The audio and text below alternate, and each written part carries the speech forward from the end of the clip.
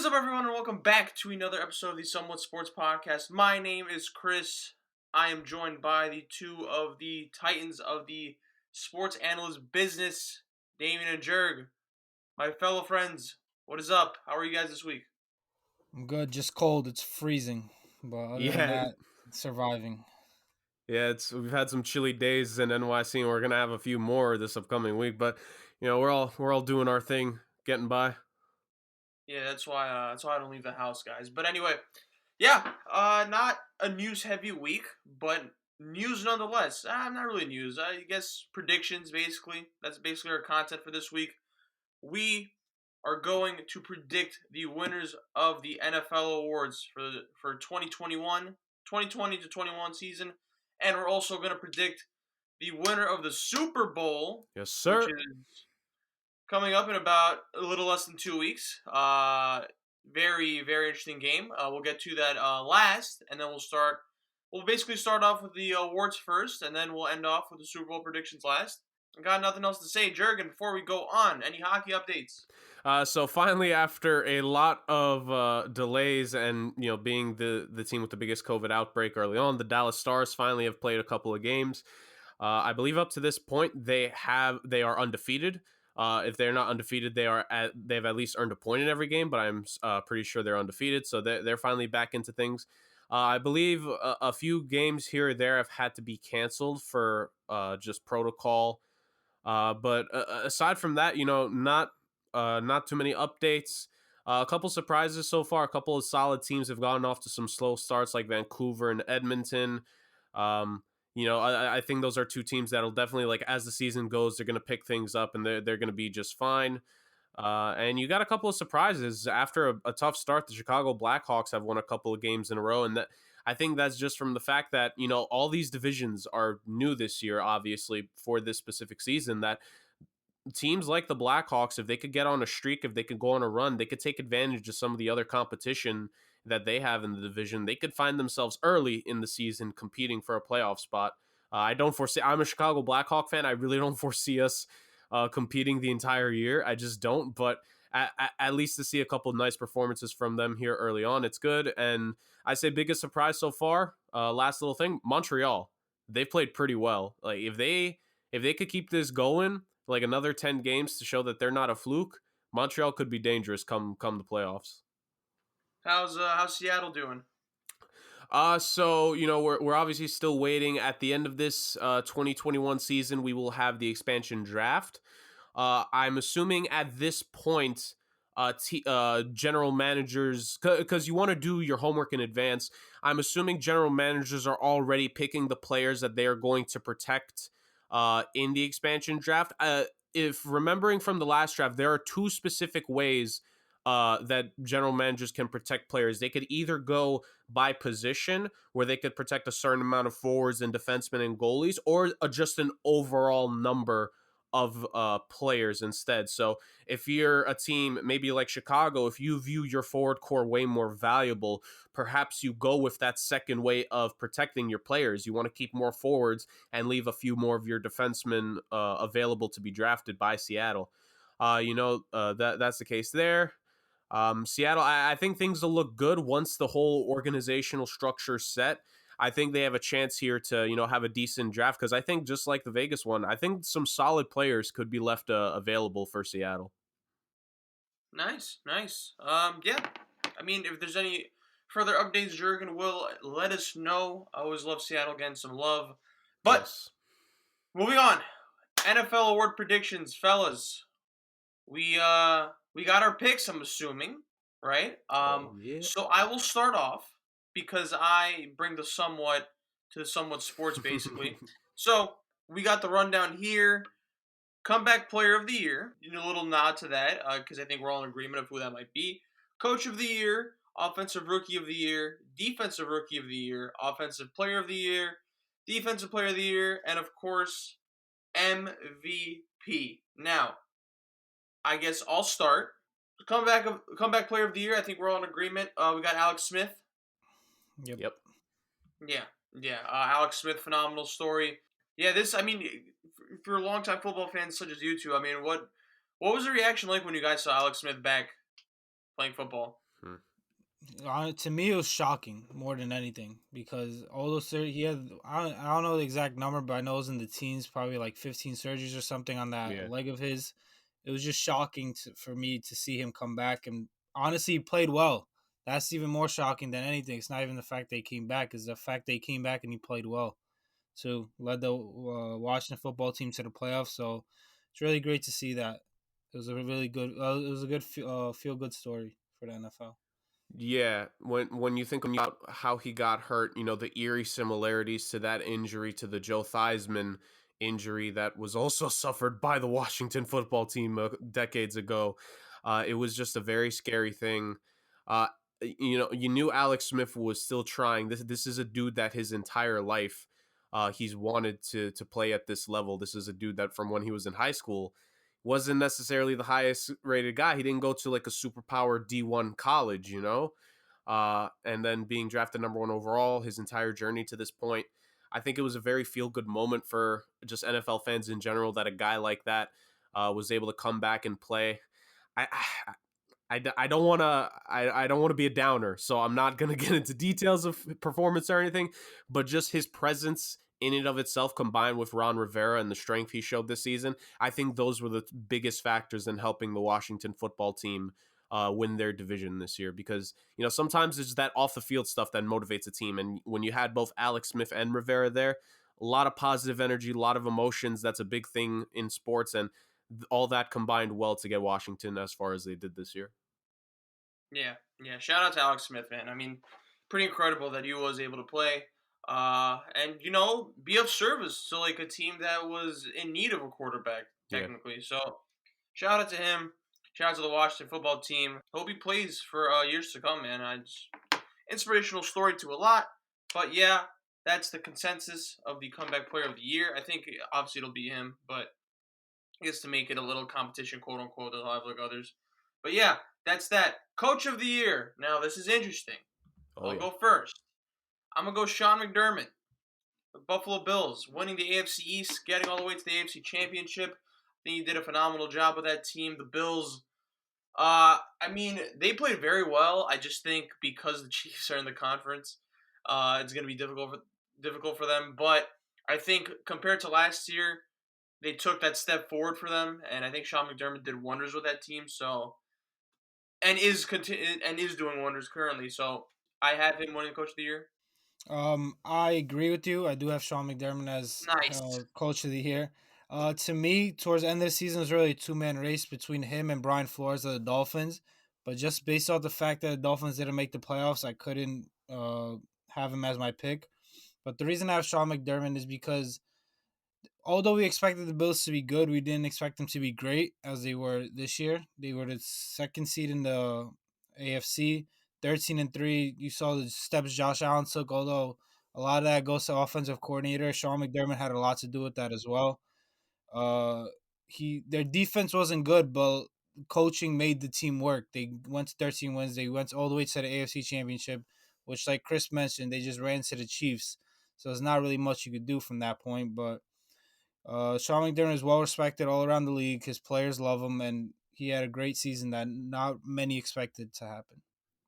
Right, right. McDermott definitely a great job turning Buffalo around from a team that literally the last time they had won the division, the Colts were were in that division, So, and obviously amazing job that he's done turning around Buffalo. But I'm going to I have praise for him, but I'm gonna go with a different AFC East coach. Guys, this guy shocked everyone, and the team's plans for this season really went through. Adam Gase deserves no, not at all. I'm going to go with Brian Wow. Flores of the Miami Dolphins. What can you say about a guy who so quickly helped to turn around that team just a couple of years ago? But prior to not even a couple of years ago, prior to the 2019 season, there were talks about this Miami Dolphins team and what they were doing. They traded off Tunsil. They had gotten rid of Ryan Tannehill just previous offseason. And the first 4 weeks of that season, I think they were the worst point differential team all time through the first 4 weeks of any season. They were getting outclassed. They were getting destroyed. their organizational integrity was being called into question about the blatant tanking that I think all signs pointed to ownership wanting that team to do. But they stayed the course in 2019 and they did not break. And their 2020 season, I think, was way above expectation. I did not expect this season to be the season where the Miami Dolphins could have competed for a playoff spot and were literally up there up until the final game of the regular season. And it took until their last game being concluded for them to be eliminated from the playoffs this year. They have an outstanding foundation there. Brian Flores is not just a great coach, he's a great leader. And I think that's a key thing in the NFL nowadays with some of these guys that they get up to a certain point. They're good play caller, allegedly. And they might get you to a conference championship game, but then they'll take the ball out of their best players' hands. Guys need to be leaders and not just play callers. And Brian Flores established a culture there. That defense looks really good. That defense had some spectacular performances throughout this season. The offense, at times, it was a little bit tough, but that's just a team that needs more pieces there. And I think another high quality offseason, a good free agency, a one or two signings, and then a nice draft. The Miami Dolphins have themselves set up for a very good future. They will be the team that competes with the Bills for the next 5 or so years in that division. So I got to give Brian Flores a shout out. I'm glad we had someone bringing a little something different. I thought you were gonna go Kevin Stefanski for a second. He deserves a lot of credit too, by the way. Like, it is not easy Yeah. to turn down the Browns. Yeah, Oh, to absolutely turn not. around the Browns. Like, yeesh. Yeah, big shout out to him. Well, moving on to Offensive Rookie of the Year, I'm going to go Justin Herbert of the Los Angeles Chargers. Man, I did not think this kid would be that good. He was throwing bombs, and he is the reason why I think the Chargers are a little ahead of the rebuild, just because I think he is just that good. Dude, that man has an arm like no other, bro. Giants fans, this is what you could have had, but we're not going to talk about that. But definitely have Justin Herbert for this one. I think if the Chargers, they lost a couple close games, and Justin Herbert looked impressive, so I think, with a couple fixes, the Chargers could look really good in a few years. But yeah, I got Justin Herbert. I have someone different. I have Herbert as second, but I have Justin Jefferson as my offensive rookie of the year. For most of the season, I did have Herbert, but then once the season ended, just looking at it, Justin Jefferson didn't only finish among the top rookie performers. He was one of the best receivers, period, in the league. Mm-hmm. He had 88 receptions, 1,400 yards, 7 touchdowns, which put him fourth in the entire league in receiving yards. Like, if you really think about it, of all the great receivers we have in the NFL this year, DeAndre Hopkins, Julio Jones, DK Metcalf, Stephon Diggs, all these guys, and Justin Jefferson is among the top 5 in receiving yards in the NFL, which is pretty crazy to think about.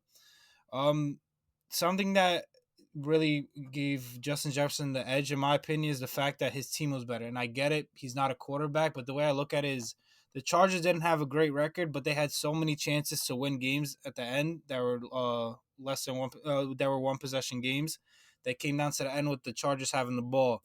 And whether or not it was all on Herbert or not, or a lot of it was on Anthony Lynn and his coaching, Herbert had chances to win these games and he didn't. So that kind of played a factor into my choice here. Another thing with Justin Jefferson is what that was impressive is the fact that he usually draws the best cornerback on the other team. I know they have Adam Thielen, but Adam Thielen usually plays the slot. Yeah. And most of these number one corners don't go into the slot. They stay on the outside, which means they usually line up with Justin Jefferson. So that's something I found really impressive as well with Justin Jefferson's performance this season, which is why I have him as Offensive Rookie of the Year. These two, both of them, were just otherworld next season. Like, Jefferson being top 5 in receiving yards this season, and 88 catches is not bad, but quite a few guys got 100 this year. That 88 may not seem that impressive, but it really was. Like Dame said, he was taking on the number one corners, but Justin Herbert was up there in the league in yard. He set the rookie record for passing touchdowns just a few years after Baker broke it. He said it. I believe he also said it for yards, if I'm not mistaken, too. And he didn't even play every single game. He didn't start that first game, so maybe you give him an extra start. Maybe he actually is top 5 in yards and has an extra touchdown or two in there. I'm torn, so I got to go with this. I would personally have Justin Jefferson as my rookie of the year, just because I feel sometimes these offensive awards are really heavily slated to quarterbacks, and Justin Jefferson deserves a lot of credit for the year he put up because, like Dame said, facing number one corners. But I just think they're going to give that award to Herbert, and it's nothing against Justin Herbert at all. He, without question, deserves it for how good he was. Because my only argument with what Dame mentioned was I think the last few years we're seeing that wins are not the most accurate stat for a quarterback. When the organization is not doing its job, it makes it harder for certain quarterbacks now. Like we see how excellent Deshaun Watson was this year, but his organization was just a whole other level of terrible. That Texans team only got 4 wins. Justin Herbert was phenomenal this season. And while he didn't always have perfect games, he had so many good games against so many quality defenses. The only 2 bad games he had was against the Pats and was against the Dolphins. And that's it. He just tore up other defenses. He went toe-to-toe with Kansas City's defense. I believe his second start was against Kansas City, and he played well. He tore up the Saints defense in a primetime game. Like he had just a phenomenal year. I don't think it's fair to hold the wins against him just because I think Anthony Lynn really bungled a lot of situations for them this year. So personally, I would want to name Jefferson, but I think Herbert, I think the award belongs to him. I think they're gonna give it to him.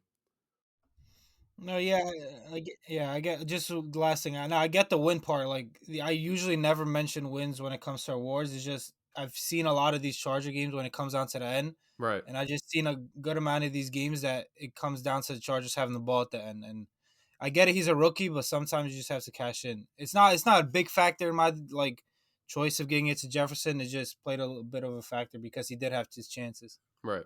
All right. Moving on to defensive rookie of the year. How about we do this on the count of 3? We each say our picks. All right. Okay. All right. 1, 2, 3. Chase Young. All right. Okay. You guys can take it. I don't need to explain myself. I mean, Dame, like, there's just something about these Ohio State defensive ends when they come into the league, huh? Like, Chase Young's a great guy.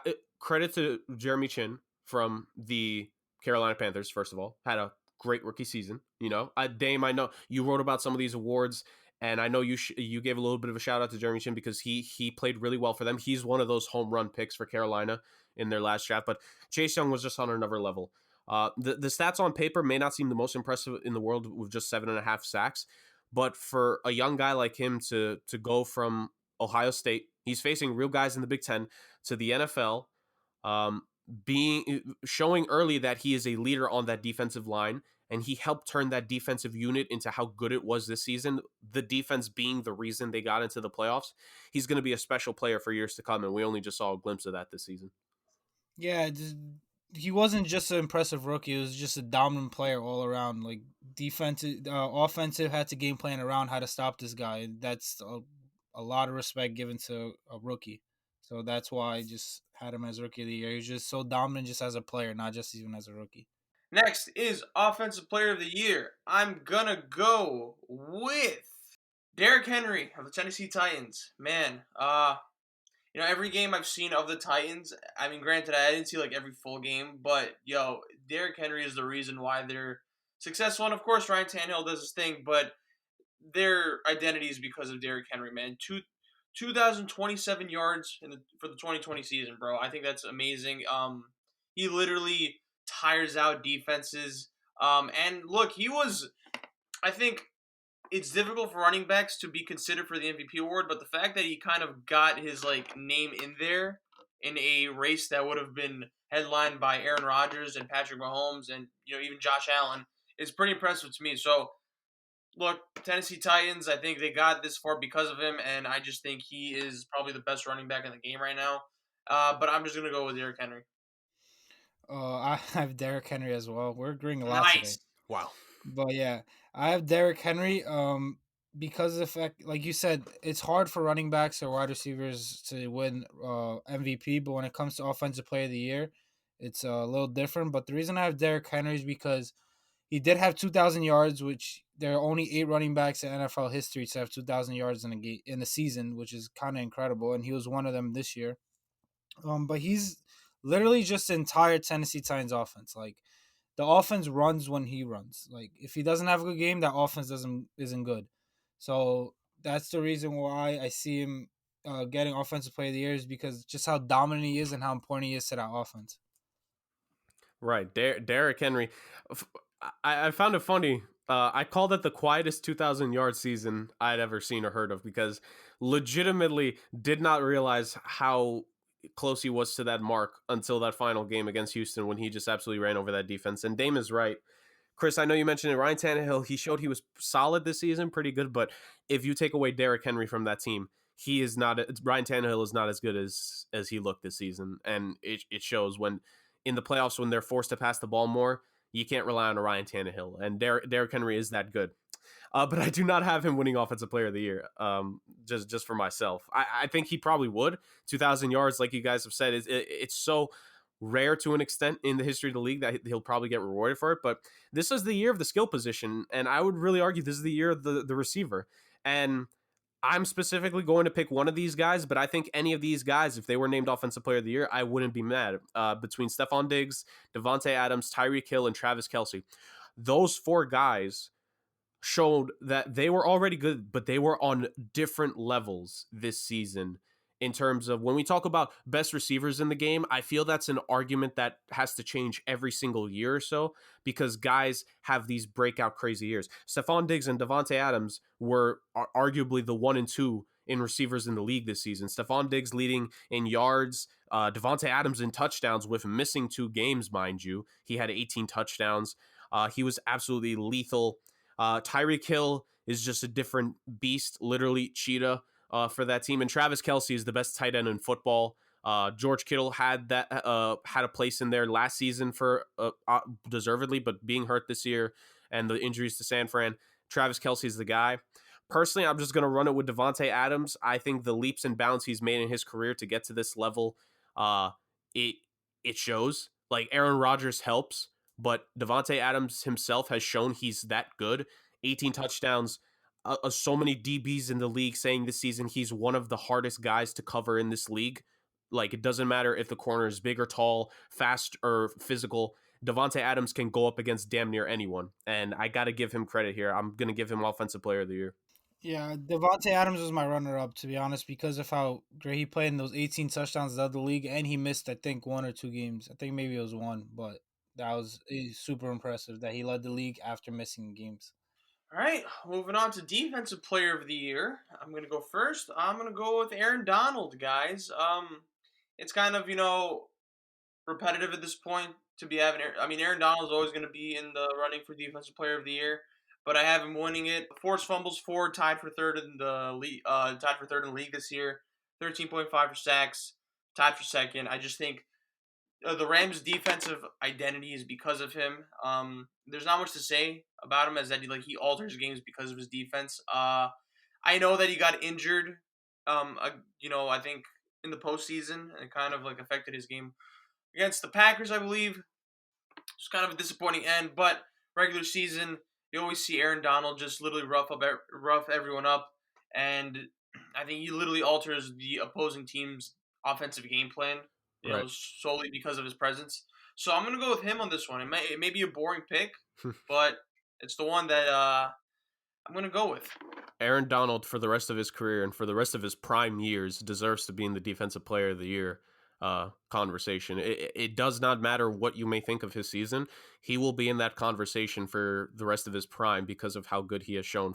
To be a guy that commands double teams down the middle as a D tackle is something, it's very rare. A lot of these guys are edge rushers. They're linebackers who come up. It's just different how this dude plays. It's different how lethal he is. So Aaron Donald is not a bad pick there, Chris. But I'm not going to go with him, honestly. Obviously deserves a lot of credit. Will probably win another Defensive Player of the Year award or 2 in his career. But I got to give this one to TJ Watt this season. Leading the league in sacks is a bit of a part of it. A lot of guys lead the league in sacks. It's kind of a thing that changes here and there these last few years. Donald's been one of those guys. Khalil Mack a while back. But TJ Watt this season, you could tell he was the guy on that Steelers defense where even when Devin Bush went down, they were still playing pretty well. Even when Bud Dupree went down, they had a couple rough times, but TJ Watt was the guy. But when he got shaken up to the end of the season, you could tell it was a completely different game for the Steelers team. You could tell that defense just didn't have the same pop to it, was not the same defense when he got hurt. And he played through it, obviously. Like he was a warrior, just like his brother JJ, another former defensive player of the year. I gotta give this Watt brother his time to shine. I think he gets it, and at least for me, defensive player and defensive rookie of the year, Big Ten pass rushers, man. They know how to get to the quarterback and they know how to make an impact for their teams. Well, finally, I don't agree with Chris. I agree with Jurgen. I do have TJ Watt as the defensive player of the year based off everything you just said. Like, he led the league in sacks, and he was the best player on arguably the best defensive team in the league. I know towards the end of the season they kind of fell off, but throughout most of the season, if you take the season as a whole, the Pittsburgh Steelers probably had the best defense in the league. Yeah. And when you just had to pick one player who was their best defensive player this season, that player is TJ Watt. He was dominant in most games. He was taking over games. The offensive had to game plan around how to stop this guy. They didn't really do that for other defenders in that team, but TJ Watt was one guy where they sat all week game prepping for how to stop him because he was going to take over games. Yeah. So, yeah, best player on the best defense, simple. That's why I got him. But Aaron Donald, I do think is going to be the runner-up. Yeah, and that's a key point that Dame makes. Like, he was the best defensive player on truthfully the best defensive team. I know we've seen some great performances in the postseason by the Buccaneers defense, obviously, which we'll get to in more detail in a bit on the show. But when that team was fully healthy, there was no better defense, point blank. And Watt was a big reason. You know, the Steelers, their defensive backfield at times may not have been the best, and their linebacking core outside of Devin Bush may have been sketchy. But with a guy like a TJ Watt, he is getting to that point where he will help make that front four so good, it'll help the deficiencies at times of the linebacking and defensive backcourt. And that he's ascended to that kind of player in the league. And that is a massive up for that team going on in future years, depending on what the future of that team looks like here. That brings us to the MVP award. Now, this is going to be a hot topic in debates, but I think this is down to ultimately two guys. I'm going to go with Aaron Rodgers. But honestly, it could go either way. It's either Aaron Rodgers or Patrick Mahomes, but I'm just going to go Aaron Rodgers to play it safe.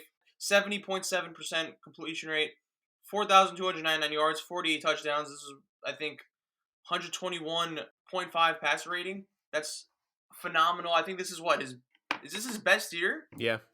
I was arguing that this is his best year ever, yeah.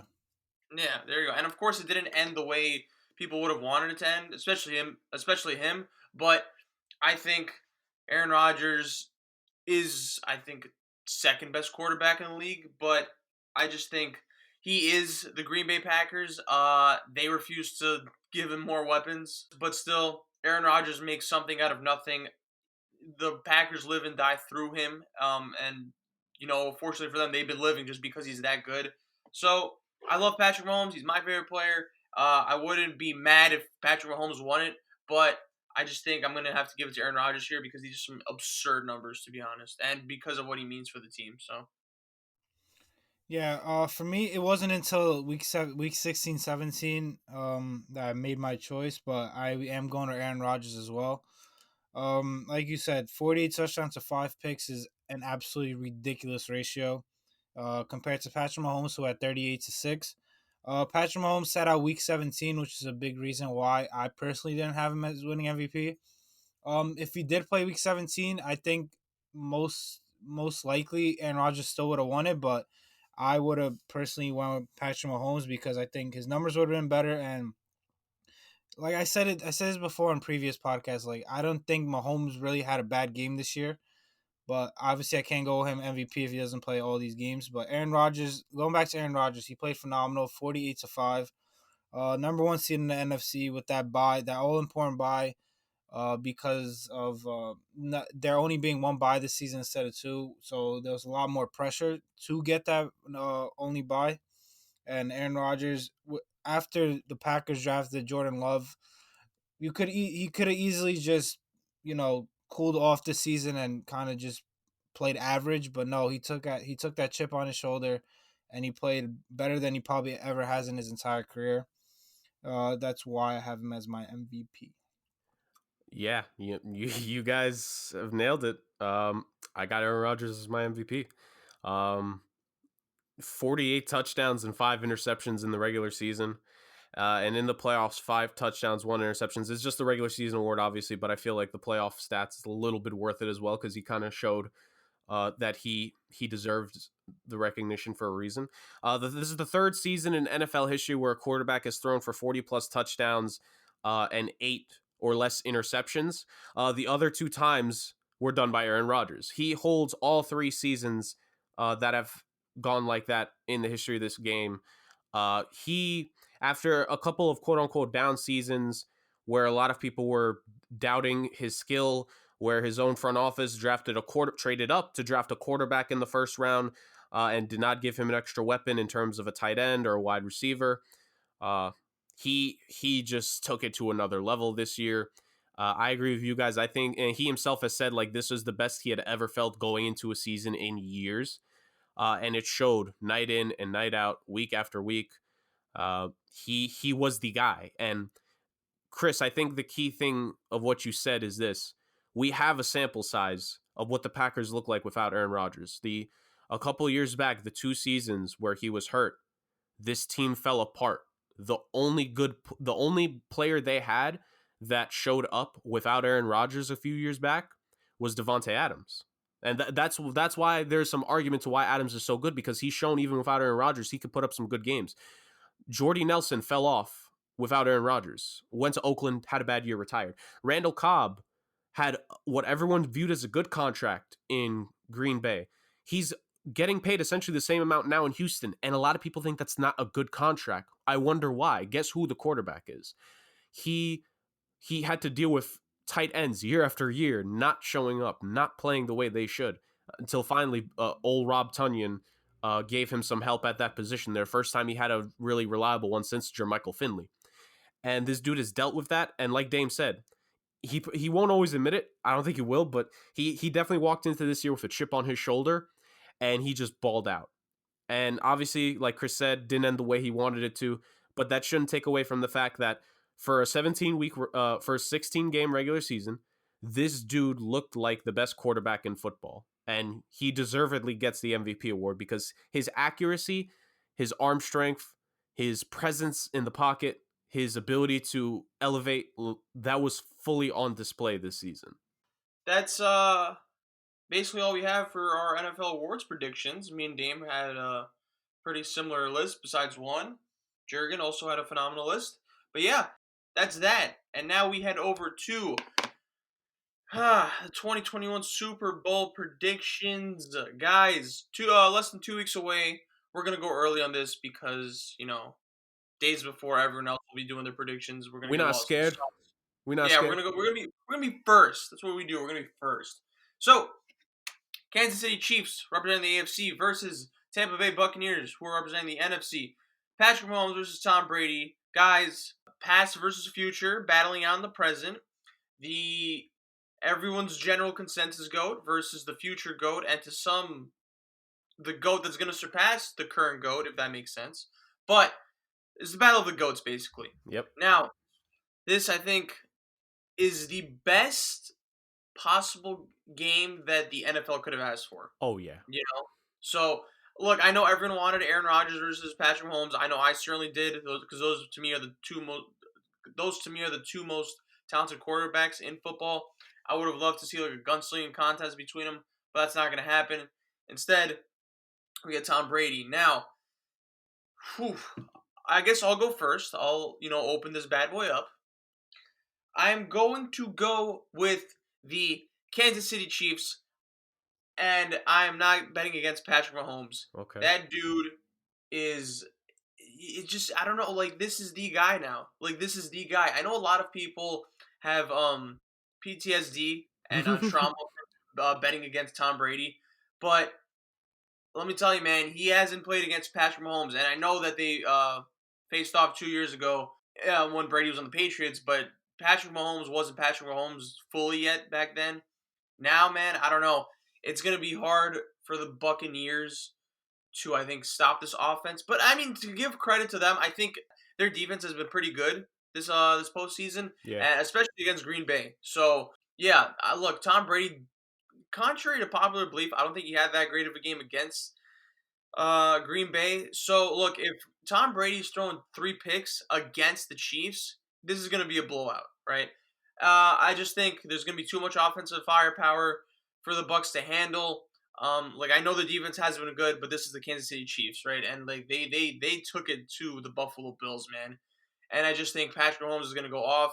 And this, I think, I think Patrick Mahomes has the most pressure going against him because if like for me personally, obviously I'm not like a crazy football guy, but I do think he's gonna eventually be the GOAT. Now, in getting there, you're gonna have to beat Tom Brady in the Super Bowl. Like he has to win this if he wants to like solidify his place going forward, right? So that's why I think he has the most pressure. I think he will deliver. I think last season against the 49ers, he had a good game, right? But it wasn't the Patrick Mahomes that we know. And credit to the 49ers defense last year because they really, made it tough for him. So I think he's also it's the factor of okay, I got to be Tom Brady because I have to do this if I want to be solidifying my GOAT status. But also it's not the fact that he has to redeem last year's performance, but I just think he's like, you know what, I gotta have that signature Super Bowl performance, right? And I think he's capable of doing it now, right? Because I think obviously it's not gonna be some 49ers defense, but I think he's gonna go off. I think he's going to be focused. He doesn't get phased by the pressure. I think I'll say this though. Obviously, I think the Chiefs are going to win. If the Chiefs win, I think it's going to be by 10 or more points. If the Bucs end up winning, if they do, I don't think they will. If they do, it'll be close, right? If you guys catch what I'm saying. But yeah, I got the Kansas City Chiefs winning, and I got Patrick Mahomes winning the Super Bowl MVP. Well, whoever knows me knows how much I love Patrick Mahomes. That's my guy ever since he entered the league. I love him, but there's just I don't know. There's something about this game that I just can't. I'm not picking the Chiefs to win. My Yo, what? my gut is going with the Bucks. My heart's going with the Chiefs, but it's just I don't know. I don't know. I hope I'm really praying I'm wrong, but just going up just for hoping I'm right, just to look good. The Chiefs are missing both their starting tackles. Their left tackle tore his Achilles, I believe, last game Yeah. against the Bills, and they've already been missing their right tackle Mitchell Schwartz. And with this Bucks defense, who have edge rushers that dominate games, as we saw against the Packers, they're putting pressure on Aaron Rodgers, who was missing his left tackle, David Bakhtiari, which clearly showed what big impact that is. So now with the Chiefs missing their left tackle and right tackle, I think that's going to be big. This Bucks defense is on fire. They've been playing great all season. They've been very underrated all season, and now this postseason, they've really turned it to another level. Um, the main thing to stopping Mahomes, which is extremely hard to do because he doesn't have bad games, but to slowing him down, you have to pressure him, and you have to like the Bucks are gonna do, and they did to Aaron Rodgers, pressure him off the edge, move him off his spots, don't let him get comfortable, put him on the floor, which I think they're gonna do a lot. And at the end of the day, I don't think Brady's going to need to be that great because I do think they're going to maybe turn Mahomes over once or twice, and Tom Brady's just going to have a game managed like he has this entire season and these playoffs. I don't know why people are saying he's winning them these games when it's the defense that's been winning them these games, and in my gut is telling me that that's going to happen again in the Super Bowl. Hope I'm wrong, but I think the Bucks are going to win this game 24-17. Ooh, that's pretty low scoring for the Chiefs, Dame. Because like I said, I think Tom Brady's gonna game manage this game. He's gonna dominate possession by running the ball and doing little 10-yard slants. They're not gonna have any big plays that score quick and get the ball back to Patrick Mahomes. I think they're gonna have a game plan to really hold on to the ball as much as possible and pressure Mahomes on the other side of the ball as much as possible. Oh, and by the way, Jurg, before you go on, the Chiefs will be getting Sammy Watkins back for the Super Bowl because I know he was out against the Bills, I believe. Yep. Yeah, and also Edwards Hilaire and Patrick Mahomes himself will be a bit healthier because of Yeah. I got Patrick Mahomes had the concussion thing, and then I think Edwards-Helaire just came back. So just take that into account if you want. So. Also you got to consider the Buccaneers played the majority of the NFC Championship game without both their starting safeties. Whitehead, there's a good chance he could come back, and Antoine Winfield Jr., I think he will be back, and likely Antonio Brown. So both sides are getting weapons back here. Man, like you guys have said it about these two guys. Like Brady has been the guy for 2 decades where if you bet against him, he just finds a way to make you pay, and he's done it time and again. He did it to all of us last week with the NFC Championship game. Although I do agree with Chris, he did not play a great second half at all. And his first half was kind of saved due to a blown coverage in the Packers secondary to end that first half. But at the same time, Patrick Mahomes is that guy now. He is that guy. When Brady left the AFC, it should have been a moment for celebration. It should have been. But then Chris Jones re-signed. Travis Kelce has his contract. Tyrann Mathieu probably going to try to stick around on that squad, you know? Tyreek Hill is Tyreek Hill. And Patrick Mahomes is Patrick Mahomes. I have the Chiefs winning this one. Final score 34-24. Because I do not think, while Brady threw 3 interceptions in that game against the Packers, here's the key to those interceptions. Whenever he threw those interceptions, the ball always ended up still on the Packers side of the field. They could never advance it to the other side of the field. And that's really what cost them, especially with that Buccaneers pass rush, which they'll play a factor here. But now you talk about field positioning. While the Buccaneers have had good special teams this year, I have to run with the special teams of the Kansas City Chiefs. Harrison Butker and Tommy Townsend this season, a great kicker-punter combo. Tommy Townsend for the Chiefs, of his 52 punts, 20 of them finish inside the 20. So this is a guy who, when he punts, this is the key thing here, if the Chiefs have to punt the ball, he will set them up with good positioning. He will help set up that defense more times than not. But I just think at the end of the day, like as good as that Buccaneers defense is, and let's give them credit, I was always a fan of the Sean Murphy Bunting and Devin White picks. I love those two guys. I think those are two guys you can build your defense around. Shaq Barrett had a great game against Green Bay, just like Jason Pierre-Paul. They're definitely going to cause some havoc. But I think at the end of the day here, and this was the key in that Bills game, you cannot settle for field goals. And whatever we want to say about how great the Buccaneers defense is, whatever we want to say about how, you know, their offense at times, they may catch you and they have the weapons, I feel like there will be moments where they have to settle more than the Chiefs will. And Mahomes, Hill, Kelce, Helaire, Le'Veon Bell, by the way. It's too much. And Sammy Watkins. Like, I definitely get what Dame is saying. Tom Brady has made people pay more times than just about any other quarterback in history. And he may do it one more time to a lot of us in a little under 2 weeks' time. But I'm running this game with Patrick Mahomes because this is my last point. Chris, I think you said the key thing when you picked the Chiefs. This is actually not the same Patrick Mahomes from that AFC Championship game for several reasons. One, he never got the ball back in overtime. He never got the ball back, and Brady cannot count on that again, first. Second, when Mahomes has lost, I think the lowest points his team have ever scored in a loss when he was starting was like 31. So the Bucs have to score more than 31 points. Can they do that? Kind of iffy. And then this is the last part. At the end of the day, the Chiefs have become that team where they literally have a switch. That's not even a joke. The entire regular season, people that I know that are great football minds were saying, like, look, this Chiefs team's kind of scaring me, you know, like they've had so many close games. These teams should not be this close. And then come playoff time, you lose Patrick Mahomes. You find a way to hang on in that AFC divisional round. And then against the Buffalo Bills, where everyone's like, oh, the Bills defense, oh, Josh Allen's going to match up, they beat them down. The final score does not indicate. They absolutely handled the Bills from opening kickoff to the final buzzer sounding that they repeated as AFC champions. And At the end of the day, this Chiefs team turns it on in an instant. If the Chiefs somehow are coming into the second half, they're trailing by 10, that will go away real quick. That will not become what the Saints and what the Packers games become, because these are just completely different animals, from the quarterback to the receiver to the tight end to the depth to the coaching minds. It's just all on another level. So at the end of the day, I got the Kansas City Chiefs hoisting Lombardi back to back. Yeah, start of a dynasty, man. Start of a I mean, Dame, I really hope you guys are right. I really hope. It was so hard for me to even say this out loud on this podcast. Like I wrote it down, and I'm like, all right, so like that's what I'm gonna say, and just saying it just disgusted me.